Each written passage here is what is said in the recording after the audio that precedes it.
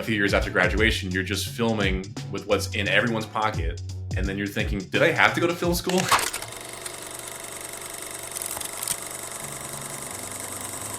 Thanks for joining the Filmmaker Explainer series. I come from a cinematography background, and now I do social media full-time.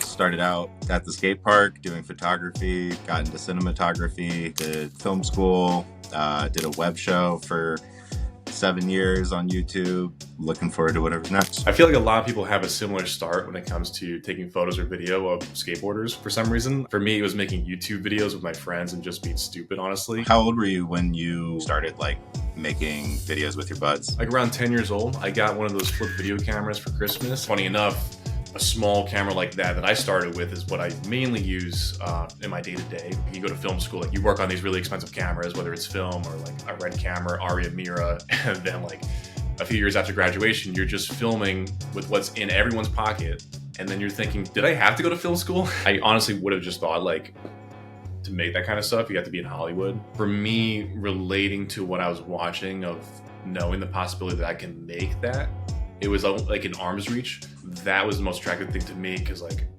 I have a camera and I have friends and I can do the same thing.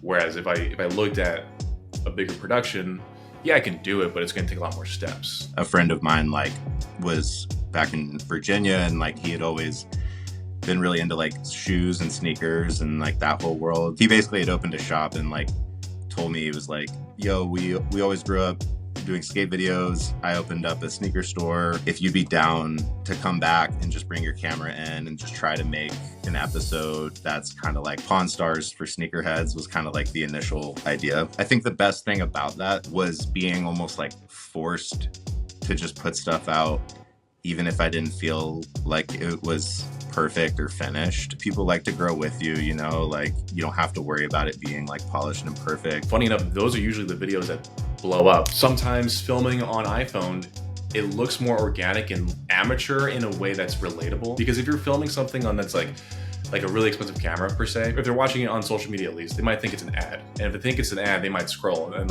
there goes your passion project. Filming on your phone alone is really convenient because it's in your pocket. And then just bringing it into an editing app, like CapCut, for example. I was watching a few of your TikToks, and the couple of the ones that stood out to me were the whole $10 camera versus $10,000 camera. You went all the way into someone's iris.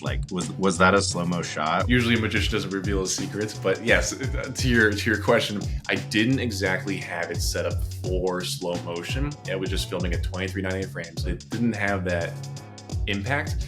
So then in CapCut, what I did was I applied what's called the optical flow feature, which essentially will make your footage smoother and kind of fill in the gaps per se. To make it seem like it was shot in slow motion. And if it was shot in slow motion, then it would have seemed like it was shot on a really expensive slow motion camera and make it even more smooth. Yeah, the video wouldn't have done as well if it didn't have that, honestly. Film on a phone, edit on a phone, export on a phone. It's pretty simplified, which is nice. What are the features or whatever that make it unique? All of the assets and effects and titles, anything you can imagine of doing editing wise, is all in the app. Kind of makes sense. Why not just edit on your phone if it's going to be consumed on a phone? The last thing I shot actually was a music video. The director I work with, he just wanted basically just nothing to be in the way of them just deciding to pivot at the last second. I don't want to be held back by lens changes and this. And at the end of our first conversation, I was it just sounds like I should bring my iPhone. He was just yeah, they're good enough now, right? It really is awesome what you can do with just the thing in your pocket these days. 28 years later, the sequel of 28 Days Later was shot on a cell phone. You could just go outside with your phone and just start filming, and before you know it, it could have the potential of being viewed by millions of people, especially if you're posting on social media. I just think that's really cool, especially coming from my background. Well, Graham, dude, thank you so much for doing the Filmmaker Explainer series with me. It was super, super cool to meet you and to learn more about your work. Best of luck. Thanks, man.